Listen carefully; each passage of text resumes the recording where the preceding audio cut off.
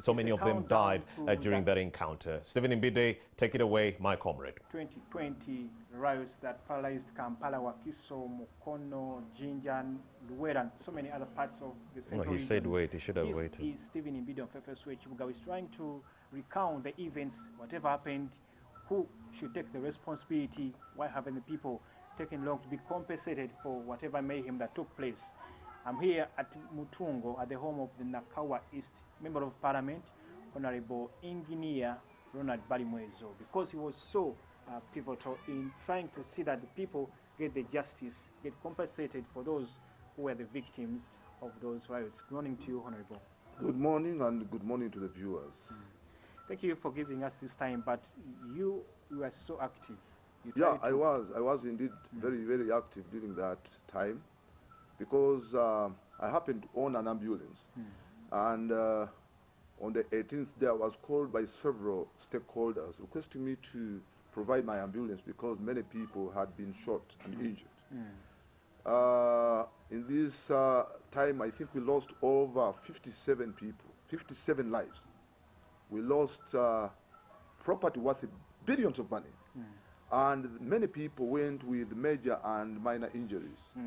We basically had our economy slowed down, and we lost our reputation as a country. And I wouldn't love to see this happen again.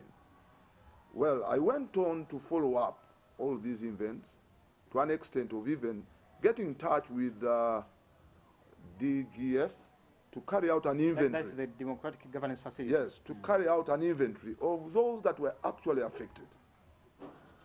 Because I followed up these events, some up to hospitals, even making sure that they get the necessary treatment. I got in touch with the ministers. I invited ministers to hospitals to at least take care of those that were in critical conditions. And I want to appreciate the minister then of Kampala, who basically came and gave some medical assistance to the sick people that had been admitted at Nakuru. But some were basically referred to Mulago Hospital. There is a particular lady who was shot in Kireka. This lady was looking for her Muzukuru grandson, who had basically moved outside of the house. After hearing bullets, so she began looking for, tracing for that child. When she saw the child, she was carrying the child, going back home, and one LDU shot her in the chest. She damaged, I mean, her liver was damaged, her internal organs were damaged, and she was referred to Mulago. But eventually, she died, and even the body was, they almost refused to give the relative the body. When I went, I happened to meet Dr. Byarugaba of Moses, Byaruhanga Moses, who is the police sergeant, and I told him about what was happening. And he told me, in fact, he had completed the report of all those that were affected, and the president had requested that they be compensated. But up to now, these people have not been compensated, despite the fact that Moses, Dr. Moses, did his duty as a specialist. And you followed up. There was a report that was made by the police sergeant. Yes. But even the president signed and said, let them be compensated. What is delaying all this? Yeah, recently, when we began carrying out an inventory with a team that was sent with by DGF, I realized that even these people that were highly affected and that the president knew about specifically, there is a family that was shot at Nabisunsa, near Banda. You remember a clip that the president showed in his speech, and he directed the people who shot those people to be arrested immediately. When the policewoman was following her? Yes, okay. But these people are not basically compensated. I remember of a woman who had a womb of 3 babies. She was shot and lost the babies. At the same time, there is a woman who was shot through the chest and lost her organs. These were not compensated at all.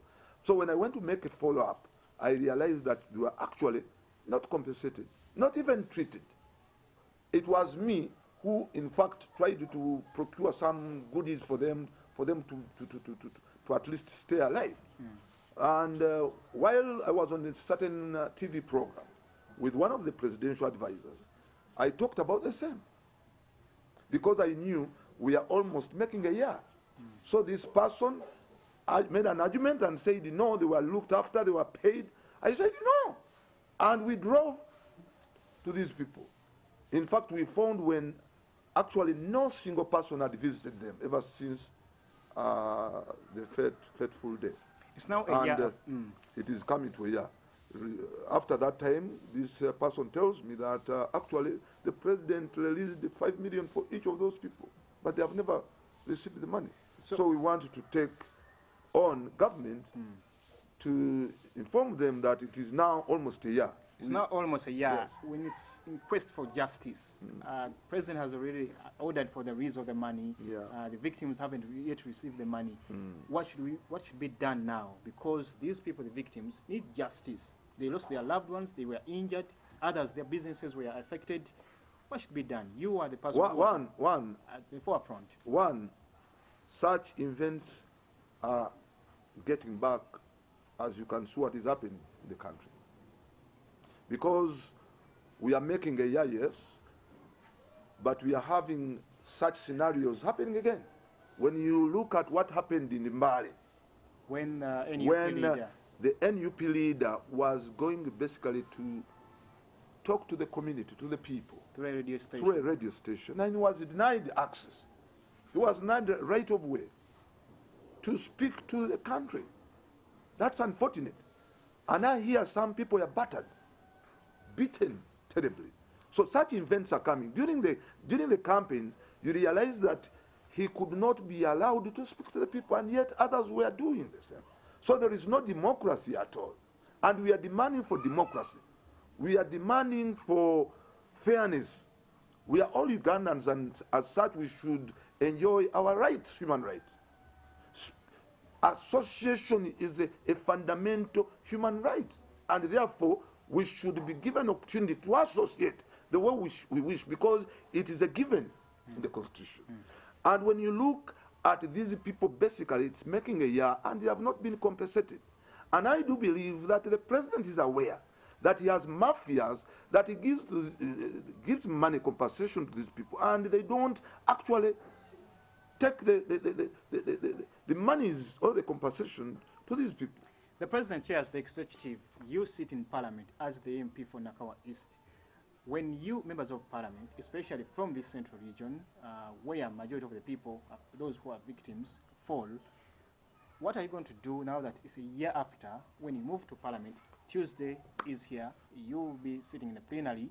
What do you do? Number one, legislative I want to tell the viewers that we as a party, we as human rights defenders, we have tried our best to make sure that there is justice. Today, some of our colleagues are in prison. They are still in prison, making a year in prison. And we have demanded that let them speed up the process if they have cases basically to answer. And they are not availed. Some of our people have never been seen ever since they were lost. They were kidnapped. So we demand that these people be provided. It's now a full year. So this is what we are still demanding, and we shall continue to demand. On Tuesday, I'm going to put the matter in cabinet, the shadow cabinet, and we see how we can handle it as cabinet to begin with, then plenary later. And believe me, we are going to make a point, a very serious point on this matter. Thank you so much, Honorable Engineer Ronald Baimoezu. Your last word on this issue of quest for justice in 30 seconds. Now I want to invite government and interest all Ugandans to demand for justice, because it's a given. You see where we are going at such a time when we have this amendment, bail amendment, when they want to bring it on board. There is a lot that we are going to see in the future if we do accept such an act to be done to the Constitution of Uganda. We should fight against such impunity and not accept. And I want to warn the NRM members of parliament that this can happen to you sometime to come. Therefore, be mindful of such events. Well, Morning at NTV would like to add on to those calls for political clemency to the president of this country, Yoweri Kaguta Museveni. It is one thing to beat these young boys and women into submission or smithereens, and it's another to inculcate them into a national front that will only propel development.